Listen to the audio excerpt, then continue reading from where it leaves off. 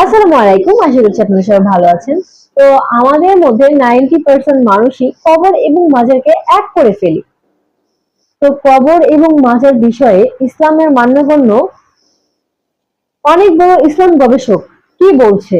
তার নজরে কবর এবং মাজার দুটো কি এক, নাকি দুটো আলাদা, সেটা জানবো। এবং বাবা জাহাঙ্গীর তার বইয়ে কবর এবং মাজার সম্পর্কে কিছু লিখে গেছেন। মানে এই বইটি সে কবর এবং মাজারের উপরে লিখেছেন। তো বইটির নাম হচ্ছে কোরআনের দৃষ্টিতে মাজার ও কবরের পার্থক্য। তো আমরা সেই ইসলাম গবেষকের কথাটি আগে শুনবো, বয়ানটি শুনবো, তারপরে দেখবো বাবা জাহাঙ্গীর তার বইয়ে কি লিখেছেন। তারপর আপনারা চাইলে আপনাদের মতামতটি কমেন্ট বক্সে জানতে পারেন। তো আগে আমরা তার কথাগুলো শুনি। তো চলুন শোনা যাক। কবরস্থান, সকল কবরস্থানই মাজার।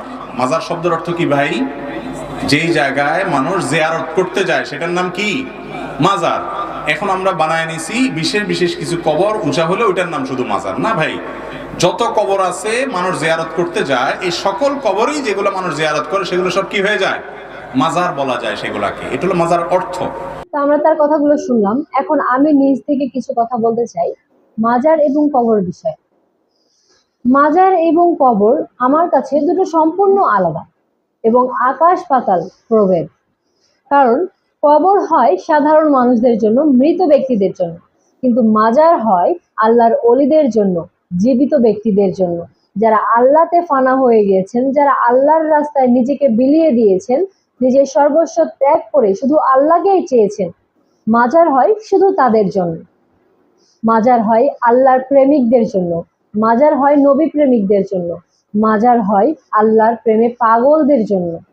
আমরা এবার জানবো বাবা জাহাঙ্গীর এ বিষয়ে কি বলছে বা কি লিখে গেছেন তার এই বই। তো চলুন শুরু করা যাক। কবর ও মাজার বিষয়ে আলোচনা।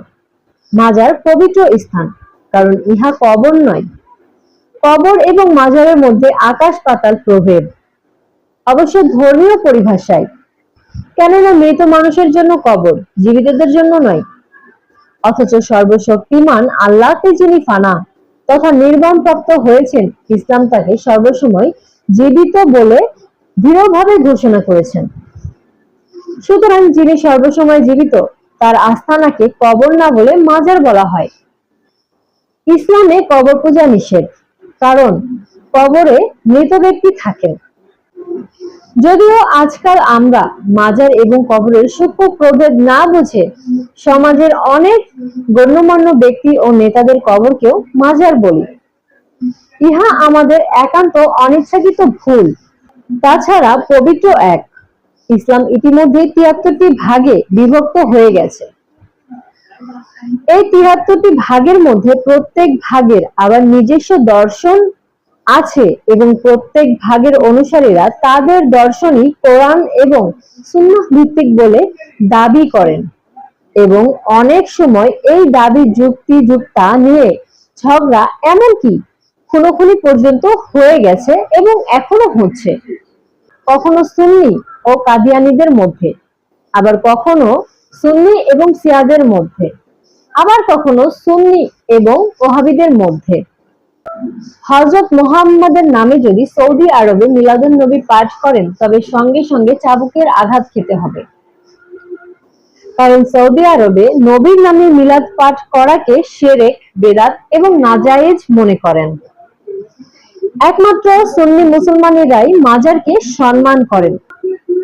মুসলমানদের মধ্যে এমনও দল আছেন যারা মাজার বলতে কোনো কিছু মানতে একদম নারাজ।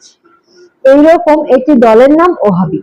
শ্রদ্ধেয় ওহাবি ভাইয়েরা সংখ্যায় অনেক কম হলেও সুন্নিদের মধ্যে প্রবেশ করে সুন্নিদের ধর্ম দর্শনের ভারসাম্য নষ্ট করে দিচ্ছেন। তো এই চ্যাপ্টারটি আমি আজকে এখানেই রাখছি। আশা করছি যতটুকু পড়েছি আপনারা অবশ্যই বুঝতে পেরেছেন। যদি কোনো কিছু মন্তব্য করতে চান অবশ্যই কমেন্ট বক্সে জানাতে পারেন। কোনো প্রশ্ন থাকলেও কমেন্ট বক্সে করতে পারেন। আমার যদি সেই প্রশ্নের উত্তরটি জানা থাকে অবশ্যই সেই প্রশ্নের উত্তরটি আমি দেব। তো সবাই ভালো থাকবেন, সুস্থ থাকবেন আর আমার পাশে থাকবেন, যাতে আমি আপনাদের উৎসাহ পেয়ে সামনে আরো এগিয়ে যেতে পারি এইসব বিষয় নিয়ে।